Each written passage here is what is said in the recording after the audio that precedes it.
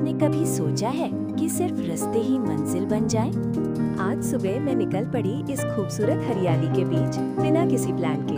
ठंडी हवा और ये धूप छाँव का खेल, बस मेरी बाइक है और मैं हूँ। रास्ते में कुछ लोग मिले और ये लकड़ी के ढेर। यहाँ हर मोड़ पर नया नजारा है। सच कहूँ तो शहर के शोर से दूर ऐसे रास्ते ही असली सुकून देते हैं। बस निकल जाओ।